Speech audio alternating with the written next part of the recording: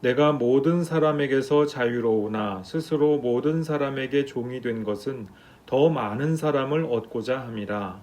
유대인들에게 내가 유대인과 같이 된 것은 유대인들을 얻고자 함이요 율법 아래에 있는 자들에게는 내가 율법 아래에 있지 아니하나 율법 아래에 있는 자 같이 된 것은 율법 아래에 있는 자들을 얻고자 함이요 율법 없는 자에게는 내가 하나님께는 율법 없는 자가 아니요 도리어 그리스도의 율법 아래에 있는 자이나 율법 없는 자와 같이 된 것은 율법 없는 자들을 얻고자 함이라.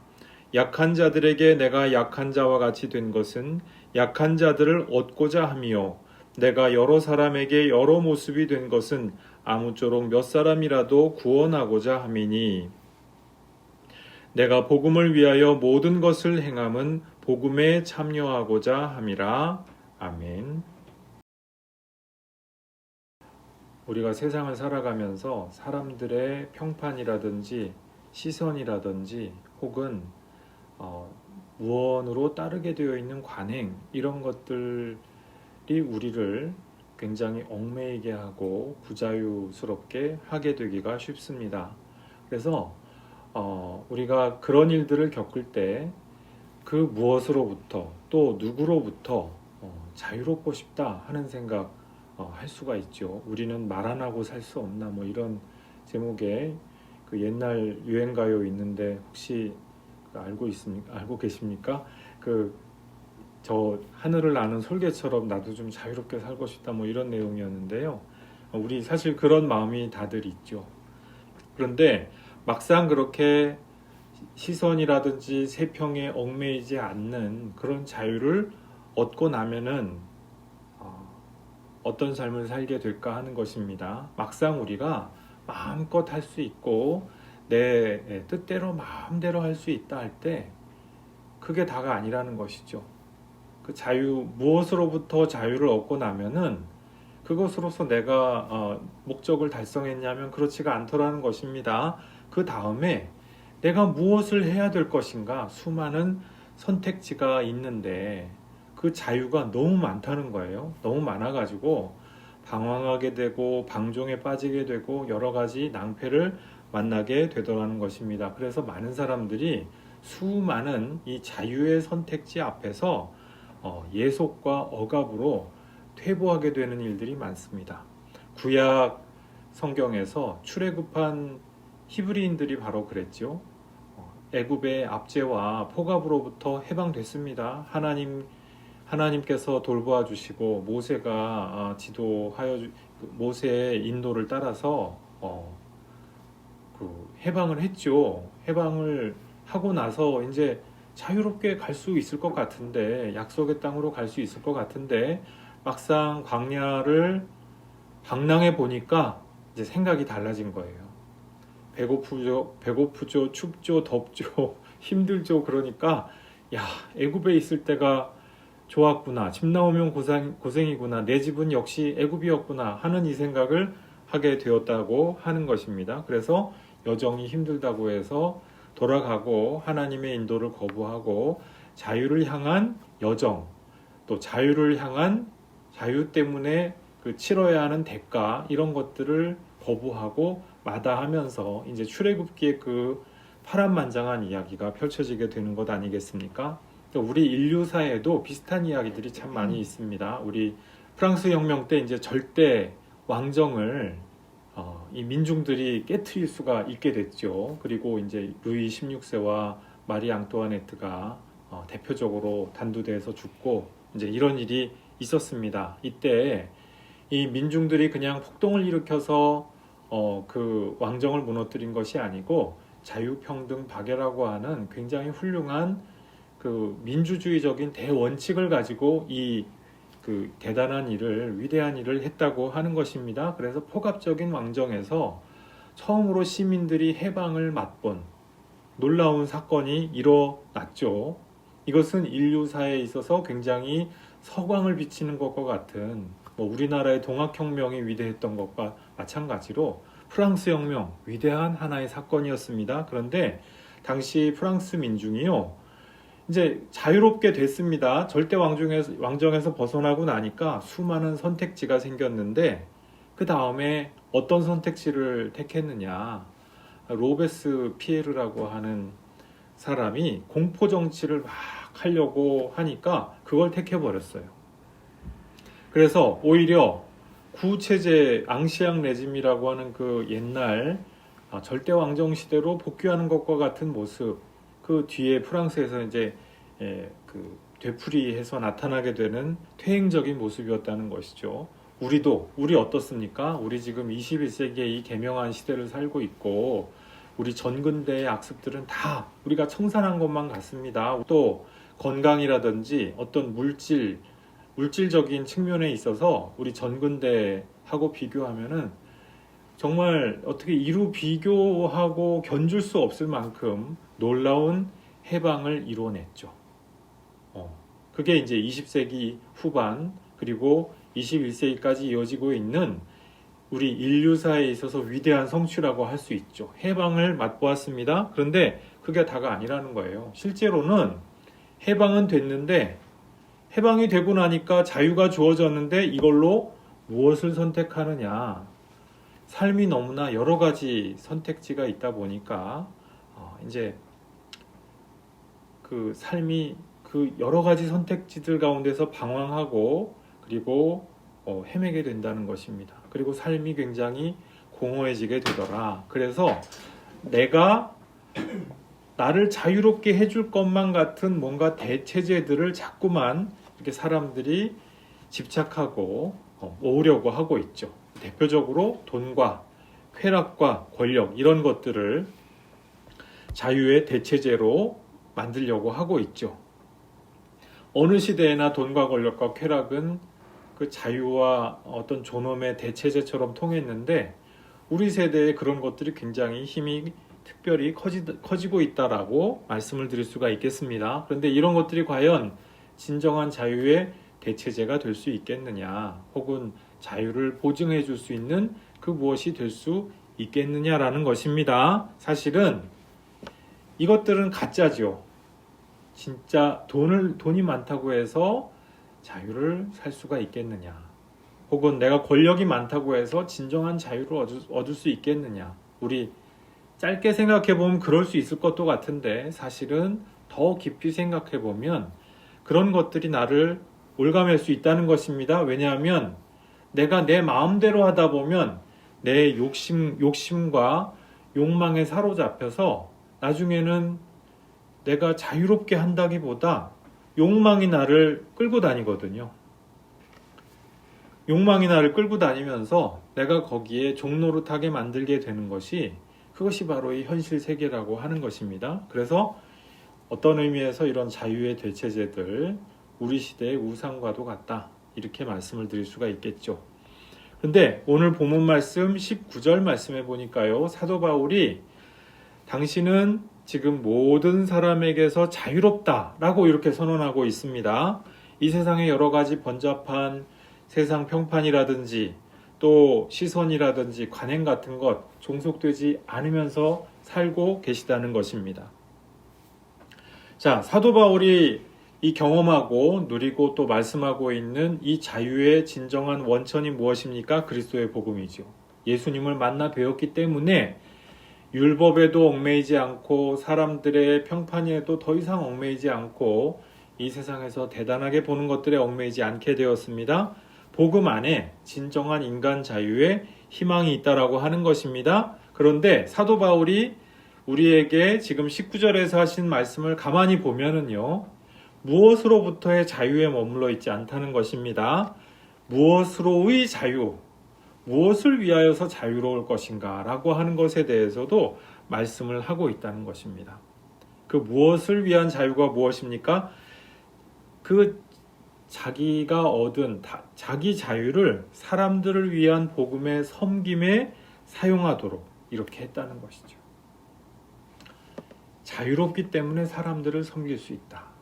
진정 자유롭다면 진정 섬길 수 있다라고 하는 그 말씀입니다. 이 첫 번째 우리가 나누고 있는 그 말씀인데요. 진정한 자유란 무엇입니까? 내가 엄마 아빠 말씀 안 듣고 선생님 말씀 안 듣고 어른들 말씀 안 듣고 내가 하고 싶은 대로 멋대로 하면 그것이 자유냐? 아니더라는 것입니다. 그것은 그냥 조금 일탈이고 방종이죠. 사실은 진짜 자유는 무엇입니까? 내 진정한 자유는 올바른 목표와 방향이 확보되어 있는 자유. 내가 그것을 위하여서 무언가를 할 수가 있어서 내가 자유롭게 스스로 선택할 때 그것이 참된 자유도라는 것입니다. 근데 사도 바울은 지금 그 참된 자유를 사람들을 섬기고 복음을 위하여서 이롭게 하는데 지금 사용하고 있다. 사도 바울은 더 많은 사람들을 예수님께로 인도하여서 구원에 이르도록 하고자 하는데 목표가 있었다고 하는 것입니다. 이것은요, 그냥 뭐 큰 교회, 큰 공동체를 어떻게든 만들어내겠다. 그런 어떤 성과주의라든지 또 업적주의, 공로주의 이런 거하고는 좀 다릅니다. 이거는 약간 우리가 이 목회자들이 목회하다 보면은 약간 주객이 전도되는 것이거든요. 사람들을 구원하겠다고 하는 것이 먼저이고 목적이 하다 보면은 큰 공동체가 만들어지기도 하고 큰 교회가 만들어지기도 하는 것 아니겠어요? 근데 이제 목적과 그 과정이 뒤바뀌어 버리게 되는 거죠. 근데 지금 사도 바울은 그와 같은 것을 말씀하시지 않는다라고 하는 것입니다. 그 까닭이 무엇입니까? 19절 하반절에 보니까요. 사도 바울이 지금 사람들을 얻는다라고 표현합니다. 이 얻는다, 우리 얻는다라고 할 때 어느 때 보통 얻는다고 하죠? 사람 마음을 얻는다고 할 때 얻는다고 하지 않습니까? 전도, 선교도 마찬가지죠. 그 진정한 본질은요, 그 사람의 마음을 얻는 것이고 심령을 얻는 것이다 라고 말씀을 드릴 수가 있겠습니다. 우리 사람 마음 얻는 것이 얼마나 힘듭니까? 사람을 이렇게 그 폭력으로 강제로 억압해서 사람 마음을 얻을 수 있겠어요? 절대로 안 되는 것이거든요. 진정한 진심과 사랑과 정성을 통해서만 사람 마음이 열리게 되고 또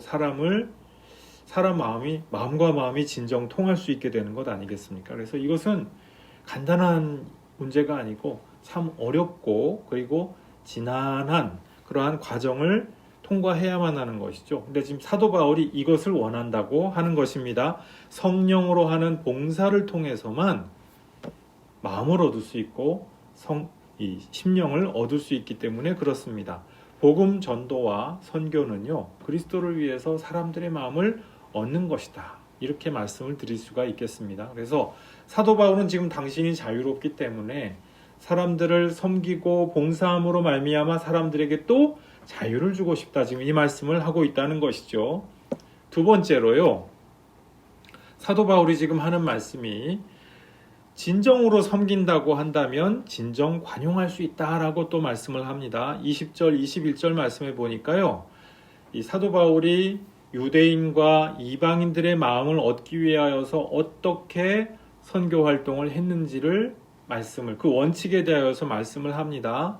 이 선교적으로 사람들의 처지와 형편 가운데 유연하게 적응을 했다라고 하는 것입니다. 그러니까 유연한 선교적인 적응이 복음적 자유에 의한 결과라고 하는 것이죠. 이 아디아포라라고 하는 말이 있습니다. 좀 어려운 말이 될 수도 있겠는데요. 중요한 말입니다. 이 헬라어로 무관심한 것 또는 사소한 것이라고 하는 의미가 있는데요. 교회사적으로 아주 이 말이 중요했습니다.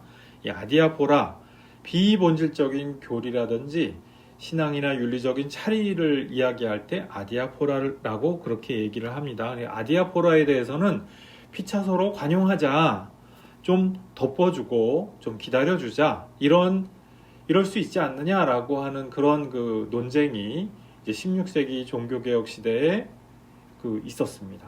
근데 이것이 말 그대로 논쟁이었어요. 이렇게 해서 서로에게 있는 아디아포라, 비본질적인 차이점에 대해서 서로 용납하게 됐다면은 얼마나 좋았겠습니까? 그런데 그렇지 못하고 이 논쟁조차 이제 막 논쟁거리가 돼가지고 서로 막 싸우고 난리가 났던 적이 있습니다. 17세기, 18세기가 되니까 사람들의 마음이 좀 더 완고해졌어요. 완고해져가지고 이제는 전투적인 정통주의 시대가 도래했습니다. 그래서 루터란 루터파 정통주의, 개혁파 정통주의, 또 뭐 카톨릭, 바로크 정통주의, 이제 이런 것들이 대두가 돼가지고요. 엄청 열심히 이 신학을 공부하셨습니다. 당시 신학자들이. 그래가지고 엄청나게 방대한 이 정통주의 이 신학을 수립을 했거든요. 근데 여기서는 굉장히 논리적으로 잘 맞는 것 같아요. 딱딱 들어맞는 것 같고 아주 열렬하게 잘 믿는 것 같은데 굉장히 완고했습니다. 그래서 실제로 그 신학 체계 안에서는 사랑을 이야기하고 있는데 실제 이분들의 삶을 보면은 좀 모순이 많았어요. 굉장히 모순적이고 불신앙적인 면들이 많았다는 것이죠. 대표적으로 17세기, 18세기 유럽은요, 서로 전쟁을 했던 시대입니다. 개혁파, 루터파, 또 뭐 카톨릭 다 갈라져가지고 서로가 서로를 이단이니 뭐 하면서 이제 다 죽이고 죽였던 그런 시대였죠. 근데 그렇게 내전을 치르다 보니까 서구인들의 마음을 이 서구인들이 마음을 잃어버렸어요. 교회가 서구인들에 대해서 마음을 잃어버렸고 또 서구인들이 교회에 대해서 마음을 잃어버렸어요. 아디아포라를 관용하지 못하게 되니까 서구 기독교 세계 자체가 붕괴가 되는 그 결과가 초래되었다고 하는 것입니다. 근데 오늘 본문 말씀 20절, 21절 말씀해 보니까요. 지금 사도 바울은 이 아디아포라 문제에 관해서 철저하게 관용적이고 유연했다는 것입니다. 뭐 이 아디아포라를 관용하자라고 하는 거는요. 그냥 뭐든지 도우니까 다 관용하자 그 말씀하고는 좀 다릅니다. 뭐 혼합주의자라서 사도 바울이 다 관용하자고 했느냐? 아니었다는 것이죠. 사도 바울이 그 관용하는 것은 복음을 침해하지 않고 복음을 해치지 않는다고만 한다면 비본질적인 문제는 얼마든지 다 관용할 수 있다. 오래 참을 수 있다. 오래 기다릴 수 있다라고 하는 것입니다. 진정 자유로운 사람은요. 정말 사랑으로 섬긴다고 한다면 아디아포라 관용할 수 있다는 거예요. 22절 말씀에 이 아디아포라의 아주 구체적인 그 사례를 하나 말씀을 하는데요. 사도 바울이 지금 특별히 약한 자를 언급하고 있지 않습니까? 이 약한 자가 누굽니까? 이 초대교회에서 예수님이 오시고 나서 이제 음식 규례라든지 이런 것들, 뭐 정결례라든지 이런 것들이 이제 빗발했어요. 그 본체이신 예수님이 오셨으니까. 그래서 더 이상 음식 규례, 정결례 같은 것들이 구원을 좌우지할 만큼 그렇게 의미가 없게 됐다는 것이 드러나 버렸습니다. 그런데 여전히 유대 그리스도인들은 이 옛날 규례에 자꾸 집착을 하고 있었다는 것입니다. 이거를요, 사도 바울이 교리적인 정통으로 문제 삼으려고 한다면은 문제 삼을 수 있지 않았겠어요? 얼마든지. 당신들은 이미 예수님 오셨는데, 예수님을 무시하는 것이냐, 당신들은 이단이다, 이런 식으로 얼마든지 할 수 있었을 것이라는 것이죠. 그런데 실제로 이 음식 규례라든지 정결례를 가지고 사람들에게 상처를 주고 막 정죄하고 교회에서 분란을 일으키기까지 하는 유대주의자들, 이런 좀 극렬 유대주의자들하고는 아주 격렬하게 논쟁을 하기도 했어요. 왜냐? 복음의 본질을 이 사람들이 지금 침해하고 있으니까. 근데 약한 자들은 경우가 다르죠. 이쪽에 사도 바울이나 사도 베드로의 말씀 들으면 그게 맞나 싶다가, 또 극렬 유대주의자들 얘기 들으면은 또 이게 맞나 싶다가, 귀가 좀 뭐랄까요, 우리식 표현으로 하면은 팔랑귀라고나 할까요? 믿음이 약한 거예요. 있기는 있는데 왔다 갔다, 믿음과 불신앙을 왔다 갔다 하는 그런 경우였다는 것이죠. 이 경우에 사도 바울은 끝까지 참아주려고 했다는 것이에요. 끝까지 용납하면서 돌아올 수 있도록 끊임없이 길을 제시하는 그러한 길을 택했다라고 하는 것이죠. 자, 세 번째 마지막으로요. 사도 바울은 정말 이 변화하고 끊임없이 관용하고 이렇게 하는 선교적인 마인드를 갖고 있는 분이었죠. 그런데 이 이유와 목적이 뭐였냐는 것입니다. 23절 말씀에 보니까 복음을 위하여서 내가 모든 것이 되었다라고 사도 바울이 지금 말씀하고 있지 않습니까? 복음을 위하여서 모든 것을 행했다라고 하는 것이죠. 선교적으로 유연하게 적응하고 변화했습니다. 교리적으로 교조주의에 빠지면 할 수 있는 게 별로 없어요.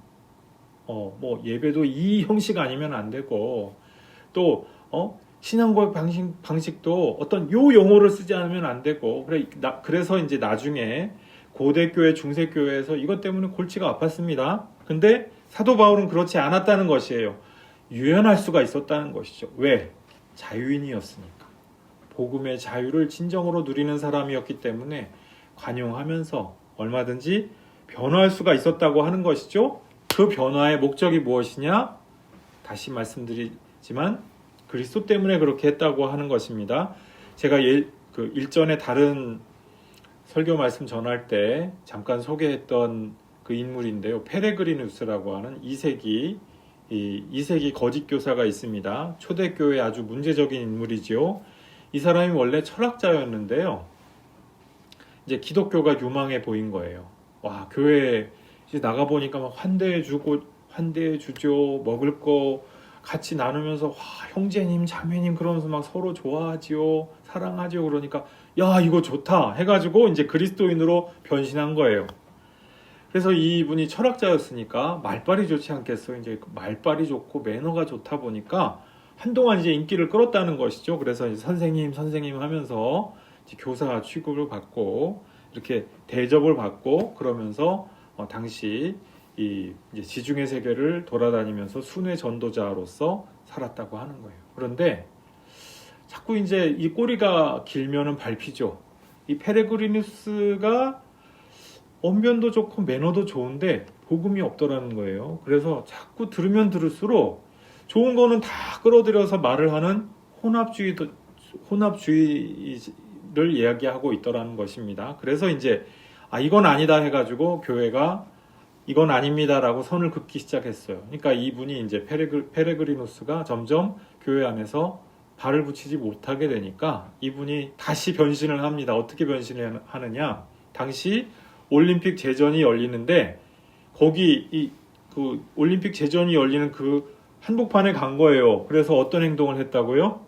거기서 자기 몸에 기름을 끼얹고 자기 몸에 불을 붙여요. 얼마나 충격적인 사건이었겠습니까? 자기가 자기 몸에 불을 붙여서 분신 자살합니다. 왜 이런 충격적인 행동을 했느냐? 그렇게 하면 인기가 올라가기 때문에. 자기 명성이 이 사람의 모든 변신과 그리고 적응의 이유였던 거예요. 이유이고 목적이었던 것입니다. 죽을지라도 자기는 인기를 얻어야겠다는 거예요. 명성을 얻어야겠다라고 하는 것입니다. 명성이야말로 이 사람이 진정으로 원하는 이 사람의 경배 대상이었다라고 하는 것이죠. 사도 바울은 어떻습니까? 사도 바울의 경배 대상은 무엇이었습니까? 명성이었습니까? 아니라는 것이죠. 또 어떤 혼합주의나 다른 것들입니까? 아니라고 하는 것이죠. 자유로운 사도 바울의 적응과 변신은 예수님이 예수 그리스도가 그 기준이 되고 목표가 되었다고 하는 것입니다. 우리는 어떻습니까? 우리가 살아가는 데 있어서 우리는 자유를 누리고 있나요? 우리가 예수님 때문에 자유롭게 되고 또 자유를 향하여서 나아가는 것이 중요한 줄로 믿습니다. 그리고 정말로 우리가 자유롭다고 한다면 사람들을 또한 자유로울 수 있도록 하기 위하여서 우리도 적응하고 변화하기를 주저하지 않을 수 있게 되는 줄로 믿습니다. 근데 이 모든 변화와 적응의 이유와 목표가 뭐라고요? 예수님 때문에 그렇게 할 수 있어야 한다고 하는 것이죠. 막 너무 많이 변하다 보니까 내가 뭐 때문에 변했는지를 까먹어서는 안 되잖아요. 막 변했어요. 막 사람들을 많이 얻기 위하여서 술 먹는 데 가면 술도 먹고 춤추는 데 가면 춤도 추고 도박하는 데 가면 도박도 하고 내가 왜 이거 했더라? 다 까먹고 이제는 술 마시고 여러 가지 얼굴을 가진 그 다중인격이 되는 것이죠. 아니라는 것입니다. 우리 믿음의 본질은 거기에 있지 않다. 본질은 예수님 때문에 출발이 그랬다. 이 초심을 잃지 아니하고 예수님 때문에 적용하고 변화하고 관용하면서 자유를, 진정한 참 자유를 누리실 수 있는, 섬김의 자유를 누리실 수 있는 성도 여러분들 모두 되시기를 주님의 이름으로 축복합니다. 함께 기도하겠습니다. 아버지 하나님 감사합니다. 주님께서 우리를 복음을 통하여서 자유를 얻을 수 있도록 은혜 베풀어 주셨습니다. 아버지 하나님, 주님께서 주신 이 귀중한 자유를 가지고 우리가 섬김의 자유로 행사할 수 있게 도와주옵소서. 또한 참된 섬김을 하기 때문에 관용하고 변신하고 그리고 모든 사람들 가운데서 모든 것이 될 수가 있는 그러한 적응의 능력을 발휘할 수 있도록 은혜 베풀어 주시고 함께하여 주옵소서. 우리에게 있는 여러 가지 적응과 또한 관용의 모든 계기들 가운데에서 또한 우리가 예수님 때문에 이 모든 것들이 이루어졌으며 예수님을 사람들 가운데 전하여서 주님 주신 자유를 증거하는 것이 우리의 본래 목표요 본질이었다고 하는 사실을 망각하지 않기를 구합니다. 우리 인생길에서 이와 같은 자유의 모습들이 풍성하게 나타나게 될 수 있도록 우리 생애를 복내려 주시고 함께 하시며 동행하여 주옵소서. 감사드리옵고 예수님 이름으로 기도드리옵나이다. 아멘.